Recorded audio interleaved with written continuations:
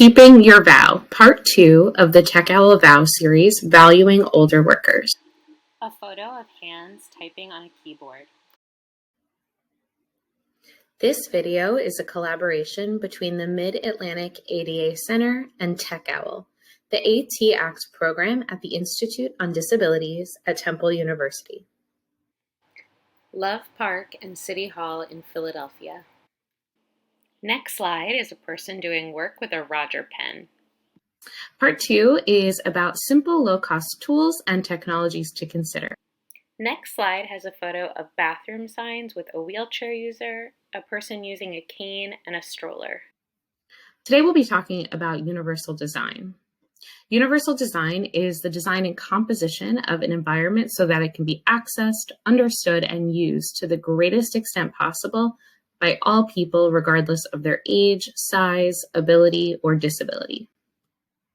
There are 7 principles of universal design that we strive for when we're creating universally designed products and experiences. These 7 principles are equitable use, meaning everyone can use it as much as possible. Flexibility in use, being able to use it different ways. Simple and intuitive use, so clear ways of using something. Perceptible information, being able to see it, hear it, read it. Tolerance for error, so allowing for someone to use something, and if you make a mistake, it's not a big deal. Low physical effort, so something that doesn't require significant heavy lifting or pushing. And then size and space for approach and use, so making sure that it's something that can be used whether you're standing, sitting, any position, any height. If you want to learn more about these 7 principles, we suggest checking out universaldesign.ie.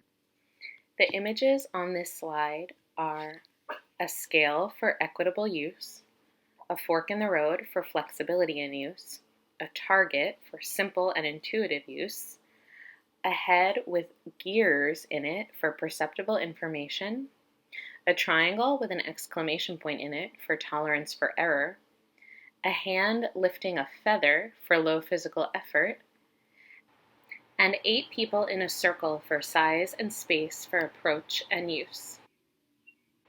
The next slide shows a video of people placing an architecture model on a table and pointing at features. More about universal design. Universal design is not one size fits all, and it doesn't necessarily correlate with the Americans with Disabilities Act, though the ADA and universal design may have some overlapping features.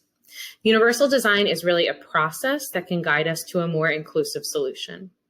Inclusive design focuses more on designing a space or product based on specific needs of a person or a group of people, and then extending the usability of that space or product to many. You can learn more about this in the Inclusive Design Toolkit from the University of Cambridge at www.inclusivedesigntoolkit.com. The next slide shows a video of a container of styluses and tools with a person talking in the background. So let's talk about inclusion and how to design an inclusive workspace using the principles of inclusive and universal design. There are many ways to make your workspace more inclusive. We will share some ideas here, but just know that there are many, many more as well. Some things to consider are space and storage, desks and chairs, lighting, sound and communication, and safety. The next slide shows a wheelchair user easily maneuvering through a space with a computer, a phone, and a cup of coffee on their lap. Space. Check that wheelchair users and people using any kind of mobility device can navigate all of your office spaces.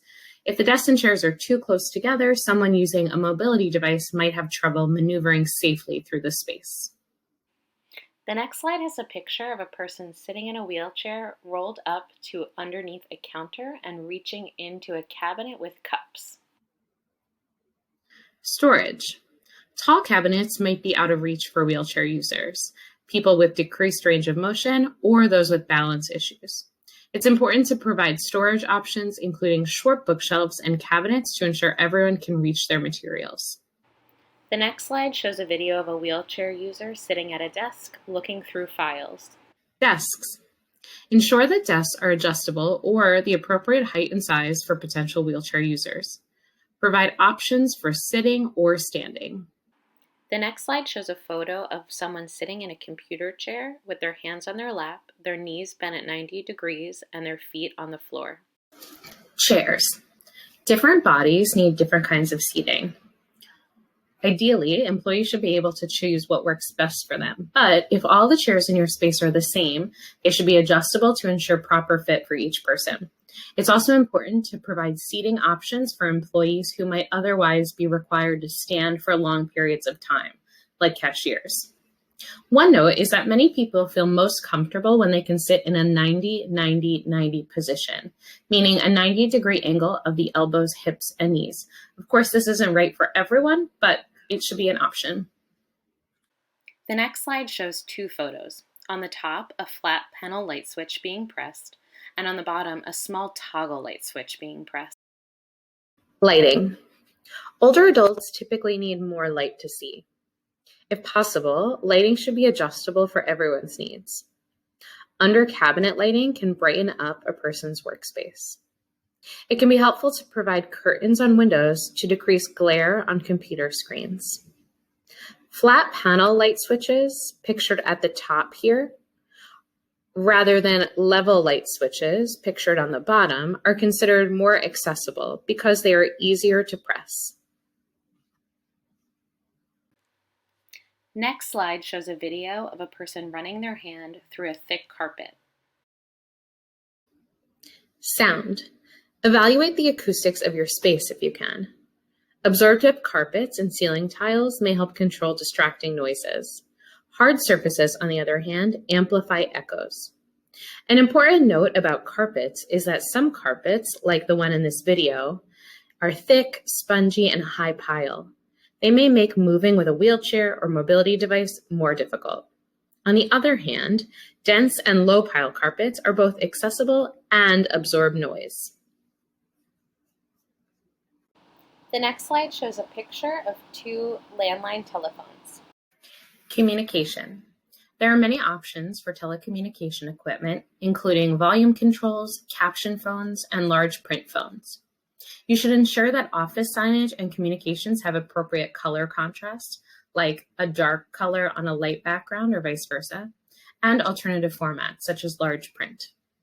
You should provide captioning and transcripts for relevant video and audio media for those with difficulty hearing. The next slide shows a video of a red fire alarm with a flashing white light.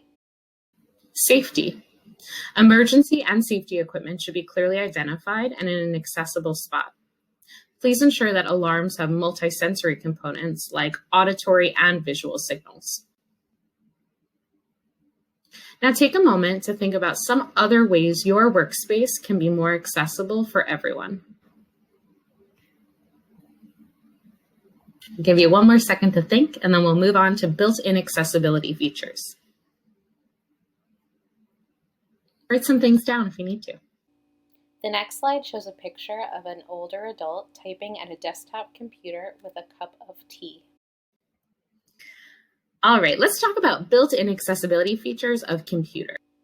The next slide features three photos. 1, a person holding a magnifying glass to a computer. 2, a person speaking into a cell phone. And 3, a person holding a cell phone. Some examples of built-in accessibility features are magnification, text-to-speech, speech-to-text, and Chrome extensions. The next slide shows a cartoon of a magnifying glass circling a computer screen. Magnification. Both Microsoft Windows and Apple offer free built-in screen magnifiers for users with low vision. For Windows users, quickly open the magnifier by using the keyboard shortcut Windows key with the plus sign. For Mac users, click the Apple icon and go to System Preferences. In Accessibility, you can select Shortcuts and Magnification Display. The next slide shows a video of a person talking on the phone and then pausing to press a button and listen to it. Text-to-speech. Text-to-speech programs may benefit older adults for a variety of reasons, including difficulty with vision and speech. These options allow you to listen to emails, PDFs, and articles without needing to look at the screen. Some options include Natural Reader, Read Aloud, and Text-to-Speech for Google Chrome. The next slide shows an older adult sitting outside. They are holding an iPad and have headphones in their ears. Here's Natural Reader Chrome extension. In Chrome, click the puzzle piece on the top right and then click Natural Reader. Press the blue button. Tools help people. Assistive technology helps make life easier, safer, or more independent. The next slide shows a video in slow motion of a person holding up their phone in front of their face and talking into it. Speech to text. For employees with fine motor difficulties or a disability that may make typing difficult, a speech-to-text app or program may be very helpful. Some options for speech-to-text are Dragon Naturally Speaking, Otter AI, Google Voice Typing in Chrome, and Speech Notes. The next slide shows a photo of a person holding their phone up to their mouth. Here's Google Voice Typing in Chrome. In a Google Doc, click Tools and then Voice Typing. Next, click on the microphone. This is how you use Google Voice Typing. Period. The words I said appeared on the screen. The next slide shows a photo of a web address starting with HTTP. There are lots of great apps and Chrome extensions that help boost accessibility on our computers. 3 examples are Grammarly, Oswald Accessible Reading, and Remind Me. The next slide shows a photo of an open red pen laying on top of a typed essay. Grammarly is a writing assistant that reviews spelling, grammar, punctuation, clarity, engagement, and delivery mistakes in real time. Here's how Grammarly works. Typing out the sentence, I am testing a Chrome extension called Grammarly. Extension is spelled wrong. When I click it, it corrects me. The next slide shows a desk with a computer monitor, a mouse, and a keyboard. On the screen are wireframes for an app or a website. Oswald is an accessible reading tool that can change contrast colors, font family, font size, and remove ads.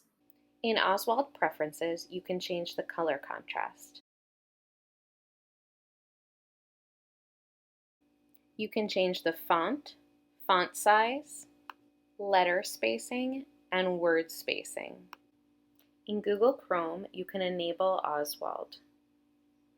Then websites will show the preferences you chose.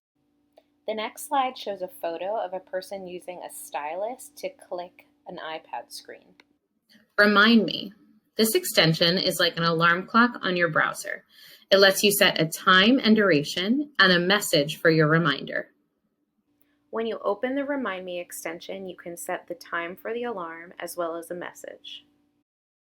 Here the message is Call with Kim. The next slide shows a video of an older adult typing on a keyboard using one finger. There are many, many more tools and strategies that can make a workplace accessible for older adults. The next slide shows a video of hands turning pages in a book. Let's review this information. Question number 1. What is not a principle of universal design? A, simple and intuitive use. B, perceptible information. C, tolerance for error. And D, flexible work schedules. I'll give you a minute to think about it, or a little less than a minute. The answer is D, flexible work schedules. The principles of universal design are equitable use, flexibility in use, simple and intuitive use, perceptible information, tolerance for error, low physical effort, and size and space for approach and use. Flexible work schedules, on the other hand, might be an example of a reasonable accommodation. Question number 2. What is one way to modify the workspace to be more universally designed? A, place all desks close together. B, give everyone the same exact chair. C, provide a variety of storage options. Or D, install toggle light switches. The answer is C, provide a variety of storage options. Options are almost always a good bet when we're talking about universal design. There are many ways to make your workspace more universally accessible. Some ways you can make your workspace more accessible include spaces between desks, chair options, storage options, and flat panel light switches. Question number 3. Which of these tools can make computer work more accessible? A, magnification, B, speech to text, C, text to speech, or D, all of the above?